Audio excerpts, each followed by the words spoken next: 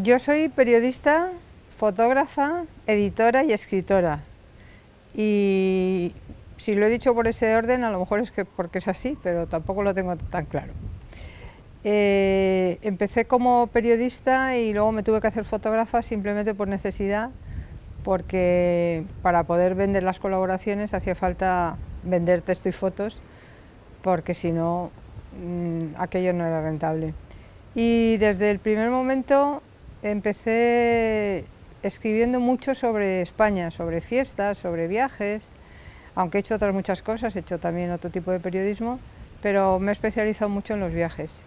Y la etapa más larga que tuve fue en El País, 12 años, donde entré para dirigir las páginas de viajes directamente y de donde salí después de un año de creado El Viajero, en cuya creación participé como directora, como responsable.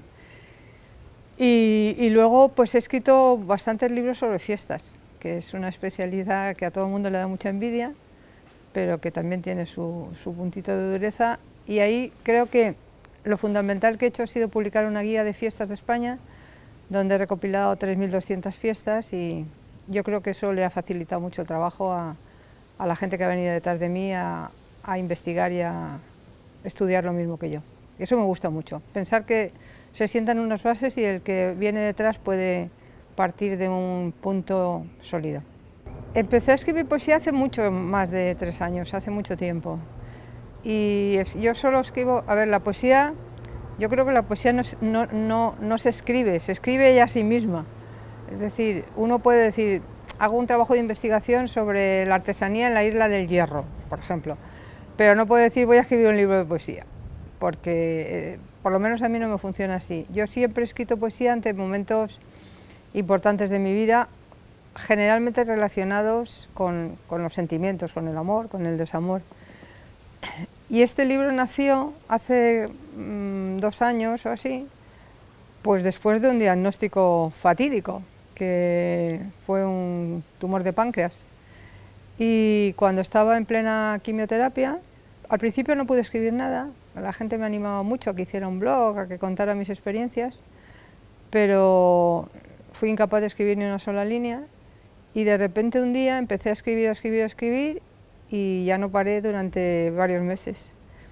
Y porque yo creo que tuve la necesidad de contarme a mí misma primero y luego a la gente que me rodea, y yo creo que también a personas que hayan pasado por un proceso similar o que estén pasando por un proceso similar, de todo lo que rodea, ¿no? Porque el diagnóstico en sí es muy duro, pero aunque parezca mentira, esa etapa o ese tránsito también puede venir acompañado de cosas muy cálidas, muy llenas de amor, si tienes la suerte de que sea tu entorno y tu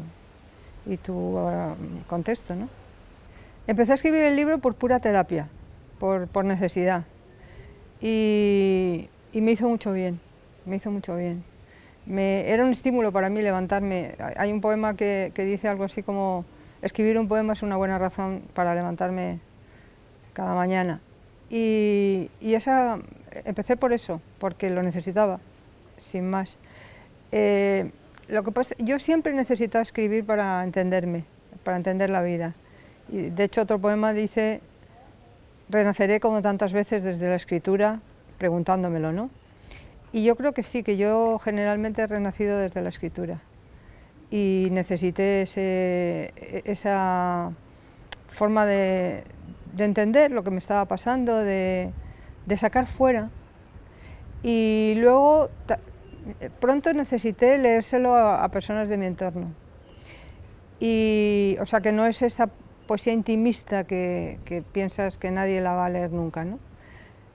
Curiosamente, o por suerte para mí, la recepción de esas personas fue muy buena, y vi que básicamente que sintonizaban y se emocionaban, que yo creo que es un poco el ideal de la poesía, ¿no? Que alguien empatice contigo y sienta lo que tú sientes, o sienta que tú sientes lo que esa persona siente y que lo estás expresando de alguna manera, ¿no? Y ahí fue donde empecé a pensar que se podía convertir en un libro, aunque no nació con esa idea, ni mucho menos. De la misma manera que el proceso del tumor ha sido un proceso muy compartido en el que me he sentido muy, muy, muy acompañada.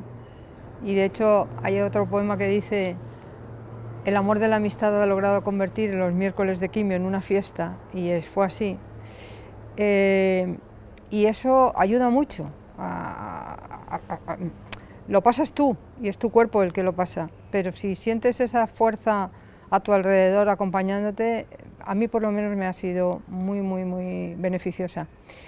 Y con el proceso del libro ha ocurrido un camino similar, y es que ha sido un libro coral, un libro en el que se ha ido implicando mucha gente, pues personas animándome a publicarlo, personas queriéndome ayudar desde todos los aspectos materiales e inmateriales, hasta amigos ayudándome a diseñar la cubierta o a revisar las pruebas, y ese también, sea cual sea el destino de este libro, que espero que tenga larga vida, pero ya simplemente todo ese proceso que se ha generado en torno a él ha sido muy, muy positivo y muy bonito. El viaje del libro empieza con el primer poema.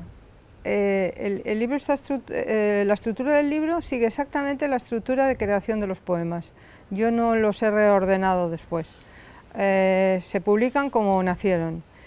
Y es muy significativo que el primer verso dice: hay relaciones a prueba de bombas y tumores, porque el libro habla de los tumores, pero habla también de las relaciones, muchísimo, de todo lo que rodea y acompaña a un proceso, a cualquier proceso importante de la vida, pero a este más todavía, ¿no?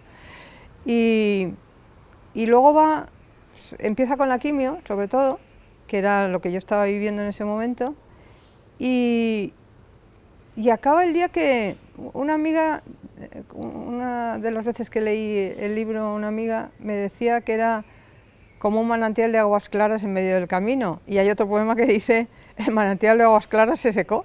O sea, hay un momento en el que dejo de tener necesidad de escribir, así de simple.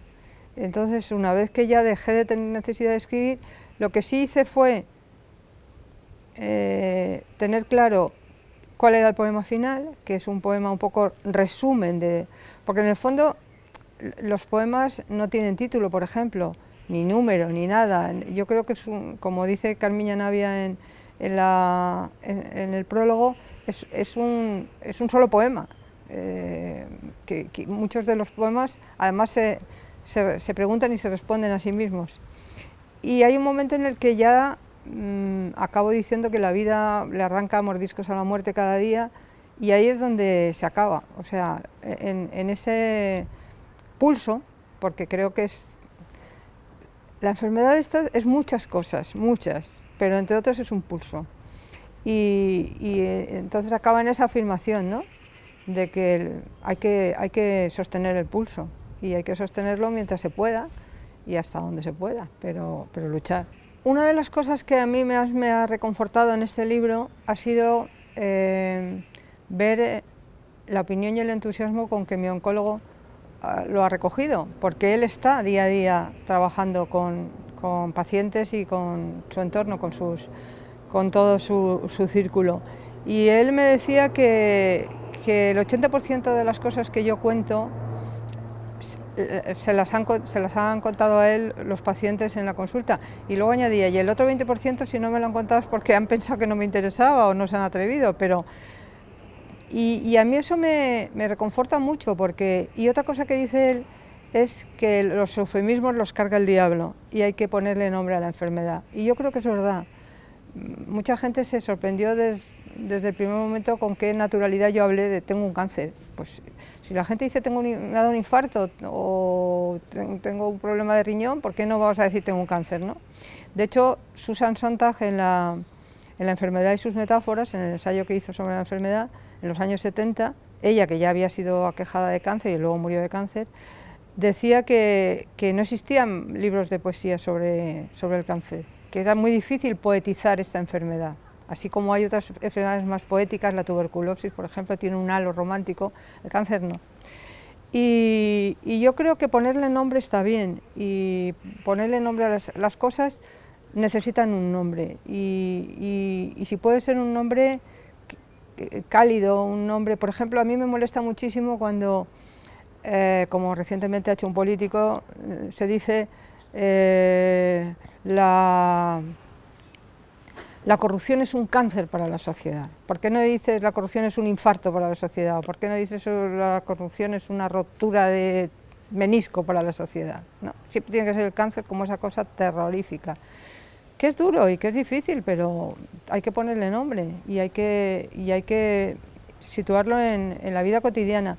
Y yo creo que no es un libro dramático en absoluto, es un libro muy realista, pero también es un libro muy tierno, con muchos componentes de humor, con mucho amor, y yo creo que le puede hacer mucho bien. A mí me hubiera gustado leerlo en mis momentos duros, y yo creo, a lo mejor es un poco absurdo, pero yo creo que lo he escrito para poderlo leer. A ver, después del libro de poesía, de momento ha vuelto la editora también, en cierto sentido, y en este trabajo coral.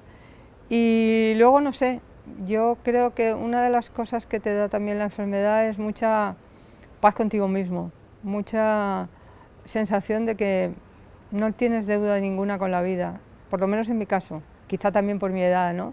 Si esto mismo te pasa a los 30, pues me imagino que tienes muchos retos. Pero yo he ido modificando mucho mi vocabulario, y entonces la palabra reto, por ejemplo, ya no existe, aunque parezca mentira. En esa necesidad de ponerle nombre a las cosas, también surge otra, que es la de quitar nombres a ciertas cosas. Hay conceptos que ya no existen en mi vida, ¿no? La palabra reto ya no existe, mantener el tipo no existe. Hay muchos conceptos que han desaparecido. Y en ese sentido te relaja mucho, porque te das cuenta de que bueno, que el camino está en gran parte recorrido, que hay caminos por recorrer que están muy bien y que son muy bonitos, pero que si surgen, surgen, y si no surgen no hay nada detrás, no hay un horizonte concreto. Yo me imagino, espero que la vida no me depare nada tan fuerte otra vez como para volver a necesitar escribir poesía. Casi preferiría no necesitarlo, pero bueno, si no, o que sea de otra índole. Y la escritura al final vuelve siempre. Yo creo que es algo que me acompaña desde que tengo uso de razón, y me va a acompañar hasta el final.